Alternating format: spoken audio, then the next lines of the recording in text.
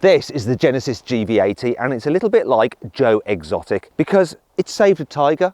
No, really, it did save Tiger Woods. He actually had a crash in one of these things and he left the road at 87 miles an hour, ran into a tree, rolled over, all that kind of stuff. And the police said he was lucky to be alive. This car saved his life. Now in this video, I'm going to tell you everything you need to know about the Genesis GV80. I'm going to walk you around the exterior, show you the interior, try its tech, see how practical it is, take it for a drive. And I'm going to launch it to see how quick it is from 0 to 60 miles an hour because I'm Matt Watson and you're watching Carwow. Arr. Buy, sell, Carwow. The first thing I'm going to do in this video is expose an exaggeration using the Carwow stick of truth. So look at the size of those exhaust pipes. They're absolutely massive. Obviously this car's got a huge engine. Look inside. These are just surrounds. Just got moderate size actual exhaust pipes. Bit of a lie.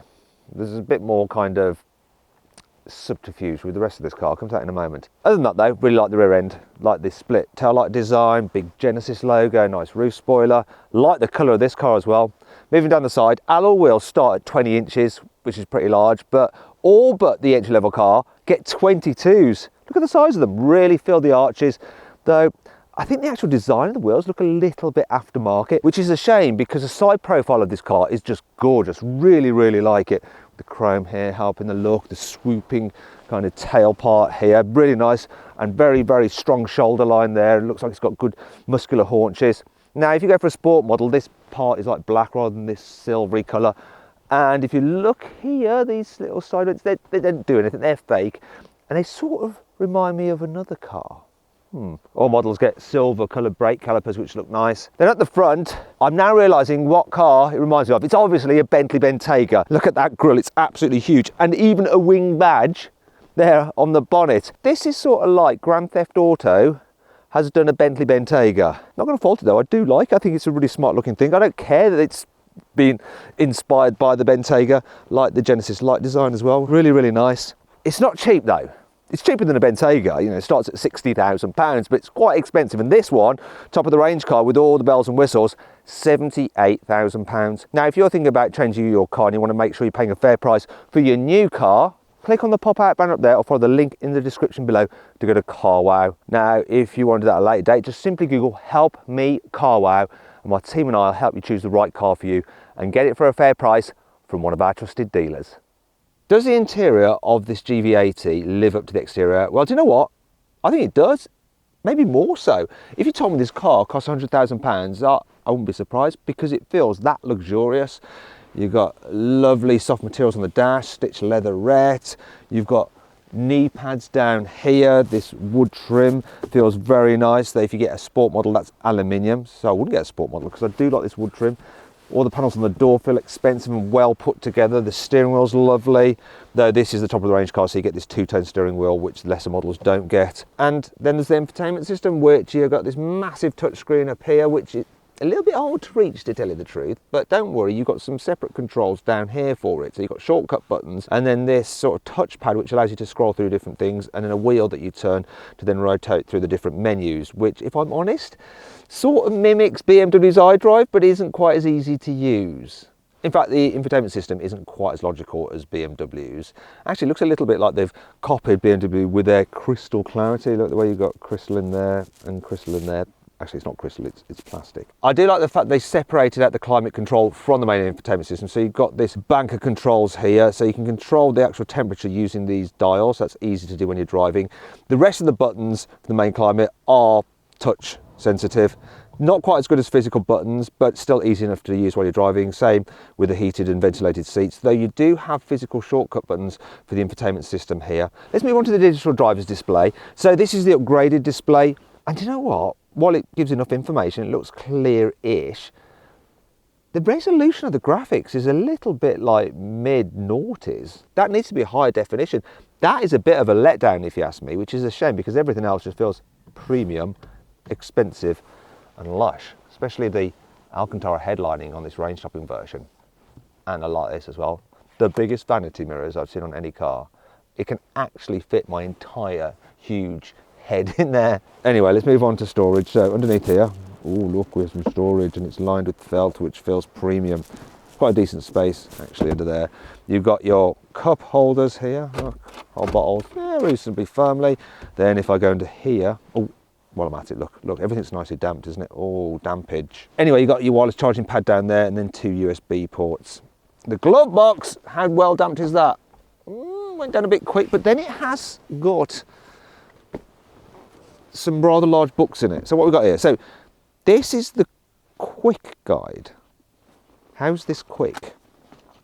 It's in every language under the sun, so you have to like scan through it for ages to find your language. Why can't we just have my particular language for the market it's sold in? And then this is the manual itself, which is in this box to make it feel more expensive. Yeah, let's put that back. Actually, let's just check this now without the weight in it. See, that's properly damped. It was struggling under all this weight, but it still did a fine job. Can I put this stuff back in here? This is proper car reviewing, isn't it? Yeah, it fits. Okay, there is one issue though, I'm going to show you right now. It's the door bins. So, large bottle. Most big SUVs would be able to accommodate such a large bottle in their door bins, but no chance here.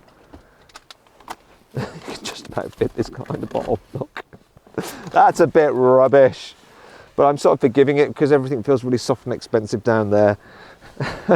As for the driving position, well, this one has the upgraded seats and they are lovely, very, very comfy, and lots of adjustment in them. And it is easy to get an ideal driving position because of the range of movement you've got in the steering wheel. Look. See, it's a lot, isn't it? Yeah, I'm liking it in here. Here in the middle row, the GV80, it feels just as luxurious as in the front with nice build quality, these diamond quilted seats. Very, very nice. Knee room's good, headroom's good.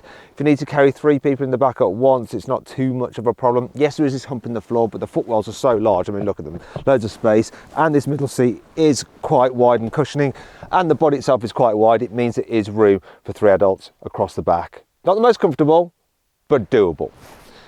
Another thing I like about this car is the practicality here in the back. So you've got posh airplane style folders there. You have an armrest with cup holders and an extra storage area here. And if you need some through loading, look at this. You've got that. Now, if you pay an extra £2,100, you can upgrade to the comfort pack, which means as well as seats that slide like that, you get electrical operation of the base, so you can actually lift it up like that for a bit more under thigh support, which is very good and quite unusual, to tell you the truth. Not unusual as in weird, more unusual because you don't get it on many cars. In fact, I can't think of another car you get it on. And the backrest, look, reclines, and it reclines quite a way. Look at that. That's a lot of reclination. The comfort pack also includes this as well. Look, woohoo! Electrically operated blinds. Now, in the back, you've got dual zone climate control, and we've got heated seats and ventilated seats in this one. That's also part of the comfort pack. And down here we have 2 USBs, old school style, and then a 220 volt outlet, though this is just European plug style and not 3-pin for the UK. Why, Genesis? Why didn't you bother with that, eh? My only gripe really is the door bins, once again, like in the front. Small. You're only going to fit one of these bottles in there. Now, let's move in to the very back, see what it's like. How easy is this going to be, I wonder? Oh, I forgot to tell you about fitting the baby seats. Do you know what? I thought it was going to be a bit of a faff because the Isofix anchor points aren't behind some covers. You have to bodge in between the seats, but they're exposed quite well. So actually fitting a baby seat in this car is so easy. And you don't really have to bend down because the seat bases are high, and there's plenty of room that you can fit a rear facing seat without having to move the front passenger seat forward. Anyway, now let's check out the very back seats. So the third row, to access it, you press this button here and this seat will move out the way. That doesn't look like much of a gap for me to squeeze through, but I can just give it a bit of assistance. Right, oh, I'm not very supple. There we go. Oh, come on. Yep. So, let me move this seat out the way so you can see what's going on back here. Get out the way. Right. Now, what I'm going to do is pull this seat back to where I think I'm going to have enough knee room. So I determine it in the back where I want it to stop. Right, okay, that's probably about right. Let's try that. There we go. Now, as you can see, that's an all right amount of knee room there, but what's it like for someone sitting there? Jack, can you just jump in and see what it's like sat there? Can you fit? We could probably make this go back a bit further, actually. There we go. I've still got enough knee room. How tall are you, Jack? I'm 6'3". Okay, and are you fine? Yeah, I've got plenty of space. So look, I can just about sit behind Jack, who's 6'3", in the very back. Now these seats are actually quite raised off the floor, unlike in some other 7-seaters, so it's not too uncomfortable. Yes, I am in a bit of a squat. There's lots of jingles and noises in this car. That was the shutdown jingle. The car's just turned itself off. Anyhow, look, I mean, this is a bit of a stress position, but it's not too bad. My only real issue with the back of this car is headroom. Yeah, it's not as good as a Mercedes GLS. Now, if you want a 7-seater which can actually fit adults in the back quite comfortably, check out my review of that car by clicking on the pop-out banner up there or from the link in the description below. Things that I can't fault though, I like the fact that, look, I've actually got an electrically operated backrest, though I don't know why I'd ever sit like that because that really is uncomfortable now. And we've got some cup holders down here, and here a little storage area. Once again though, it all feels very posh and expensive. What does having the back row in place do for the car's boot capacity? Well, let's have a look. I do like the way that you open it by pressing the button up here, rather than having to reach around down there where it's all grubby. Reach around. So look, not much room at all. We can just about fit a pelly case in here. Luckily there's no load lip to lift things over, and you've got these scuff plates here which you probably will end up scuffing. Anyhow, if you want more room, obviously you're going to have to make sure there's no one sat there and fold down these rear seats, and it's easy to do. Look, I can just do it pressing button like that. There we go. Fold away. Bear with me. Well, there we go, 727 litres of space, which if it's hard for you to conceptualise, it's basically 1.9 times the boot capacity of a Volkswagen Golf, though an Audi Q7 with its third row folded has 2.2 times the boot capacity of a Volkswagen Golf. And if you want to see my full in-depth video review of that car, click on the pop-out banner up there or follow the link in the description below. So, still big enough for most people, and look, we seem to have this little cover, which is reversible, so it's handy if you've got a dog, look, dirty dog in your car, not an issue, because then you can just like clean this out much easier. Anyway, let me get this out of the way for now. I'm going to fold down the second row, so here we go. I like how it's all electrically operated. Once again, we'll have to wait. Don't know why I was doing that little dance. It's cold, I'm trying to keep warm. My toes are actually freezing. There we go, look at that. Massive, massive space, and it's almost completely flat, but not quite. There's a bit of a ridge there. It's done it again. It's always jingling at me, this car. That sounds rude, doesn't it? Like it should have some kind of restraining order for jingling at people. Right, anyway, look. See? So you can't just slide really heavy items straight to the front. You have to go round and lift them over the ridge, or do it this way. And that brings us on to 5 annoying things about the Genesis GV80. In most cars, once it's rained, you can clean your side windows so you can see out them by just putting them down. But for some reason, that doesn't appear to work in this car, look.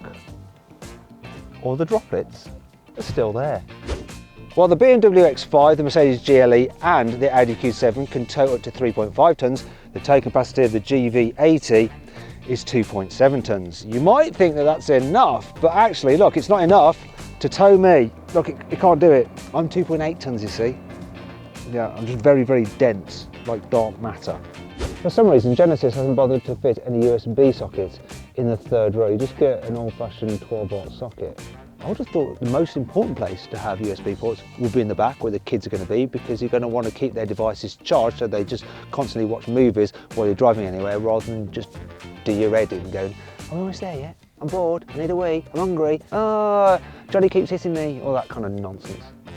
Well, you've got Apple CarPlay and Android Auto. They're not wireless, look, I'm connected by a wire, and when I remove that, it's all going to get an absolute shit. Oh. While it's great that there are these buttons so that the VIP in the rear can move the front passenger seat forward out the way to create even more leg space, it's a bit annoying that the seat doesn't recognise when there's someone sat in it and they've got the seatbelt on, because if you've got kids in the back, they could end up trolling their parents by doing this kind of thing. Look. I use this for torture. You see, Daddy, I definitely want a new iPad for Christmas. If you don't give me an iPad, I'm going to crush you. How comfortable is that not? No, it's not comfortable. You're going to have to stay there for the rest of the video. It's not all negative though. Here's 5 good things about this car. The GV80 comes with 5 years warranty, 5 years breakdown assistance and 5 years free servicing. Yeah. A special forward-facing camera can read the road ahead to look out for any kind of undulations or holes or imperfections, and it can set up the suspension to deal with it, so you just glide across them in utmost comfort. The automatic cruise control can not only keep you a safe distance from the car in front and steer to keep you in lane, it actually learns your driving style, so it will drive automatically in the way you would. So if you like to tailgate, it let you get close to the car in front. If you like to hand back and be a bit more relaxed, then it will do that automatically. How are you doing? Can I get out? No, you can't. This particular car is fitted with the optional £1,600 ergo seats, which are designed to be good for your back. In fact, they've won an award from Action Gesunde Rücken EV, which will probably mean nothing to you. It's basically some kind of like back organisation in Germany. They rate these seats and they're very comfy. How comfy are they? Oh, my back really hurts. Shut up. The load cover will fit in a special recessed area underneath the boot floor. There we go, look, perfect. Can I get out? Yes, one day you'll be able to get out, but I don't think that day is today. Question is though, is the engine range one of the other good features about this car? Well, actually no, it's a bit of a weak point. You see, if you want petrol power, there's just one. It's a 2.5 litre 4-cylinder turbo, whereas really this car needs 6 cylinders or maybe even 8. Still, this engine puts out 304 horsepower, and if you want more than 4 cylinders, there is the option of a 3 litre diesel which has 6 cylinders. That puts out 278 horsepower. Now if you want a big SUV similar to this with a better engine range lineup, click on the pop-out banner up there, follow my link in the description below to check out a car I've actually configured through carwow, and you'll be able to see what the car is, the trim level, the engine and the saving. I'm going to start driving the GV80 in town, see what it's like here. So view out is really good, you sit quite high, the dash isn't too high so you get a good view over that long bonnet. The blind spots caused by this pillar aren't too bad because you've got this little extra window there. Door mirrors are huge, the view out the back window is pretty good as well. The steering is super light. The brakes are quite light, then you press them a little bit more and they suddenly like grab the wheels, so a little bit jerky when you try and do a real steady stop. They do that happens quite a bit. Obviously being an auto, it's relaxing to drive in town, and when we finally get going again, it just smoothly pulls away and blends the gears quite nicely. Here we go, you'll see what I mean. Look, smooth away. Oh, it's into second gear, didn't really notice that. Into third, didn't notice that, but I did notice that. I went through a pothole, did you see me getting shaken like that? Considering this is supposed to have that special camera system which reads the roads and sees potholes, don't think it saw that one. In fact, the suspension does feel a little bit overly firm, a little more than you'd imagine. It's not uncomfortable, but you do feel the bumps a little bit, and the imperfections, it picks those up as well, and so it can feel a little bit kind of shaky at times, a little bit more so than you'd expect from a luxury SUV such as this. I'm just going to see how manoeuvrable it is. So the turning circle is at 11.9 metres, which is better than its key competitors. Can I make it round here without covering those massive alloy wheels? This one's going to be an old one. Let's go, cameras. Cameras. Camera says no. Camera says no. Can I look around there? No, it's a definite no. Look at that. What a no. Oh yeah. There was a 3-pointer there. To be fair, I'd have probably had to do the same manoeuvre in an Audi Q7. It doesn't quite drive in quite an expensive feeling way as it does to look at and to just sit in when it's stationary. Maybe it's better the faster you go. Let's say you're approaching a dual carriageway, such as I am now, you're at 40 and need to suddenly overtake. What's the pickup like? So flooring it, takes a second for the gearbox to respond, then we're off. And the engine gets a little bit noisy when you start to rev it out. That's the thing about it being a 4-cylinder. Also, the lane departure warning's losing its mind as I'm crossing the line without indicating, sorry car, please forgive me. The pickup itself, it wasn't stellar, but it was quick enough. And when you are just cruising at higher speeds, there seems to be quite a bit of, I'm not sure if it's wind noise or road noise, it's quite consistent, it's like road noise. Bit more than I'd expect from a car like this. And it doesn't feel quite supplanted when you're going quickly. It rocks about a little bit still over the bumps. It's okay, but it's not the last word in sophistication. Bit like me. Nothing to do though. Let's check the average economy. So I'm doing 25 miles to the gallon, which isn't brilliant considering it's a 4-cylinder engine. You'd be having one of those, wouldn't you, for economy, but I'm not really getting that good economy. I'm sure you can turn the lane departure warning off. Just can't figure out how to do it. In fact, do you know what? I'll do auto cruise instead. It's actually pretty good. It'll just hook me up to the lane and then I don't have to worry about weaving about like a moron. There we are. Just relax. The question is though, does the GV80 cut the mustard on a twisty road? So I'm going to go into sport setting. Here we go. That'll sharpen up the throttle response, the responsiveness of the gearbox while I'm in, I was in off-road mode there. There we go, sport mode. It's also stiffened up the suspension and I can feel the seat gripping me more. And that's the distance control because I'm too close to the camera car now and it's going crazy. Lots of safety systems that are quite vocal. This is a very vocal car. So once again, this road is a little bit bumpy, so I'm getting shaken around a little bit by this car. But will the firm suspension mean that it goes around the bends without leaning too much? And the answer to that question is, do you know what? It stays pretty blooming upright. And once again, more warning sounds and worryingness. It's doing quite a good job down here.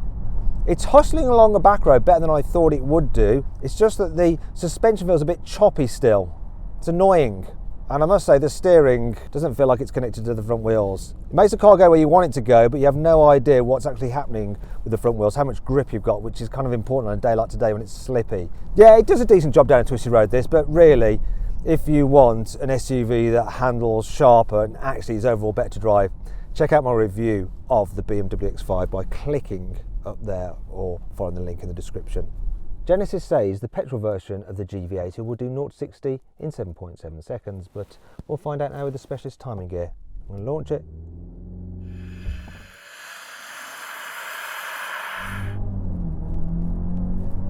Come on, what we got? That's a 6.65. I take it all back, 4-cylinder unit. That is decent.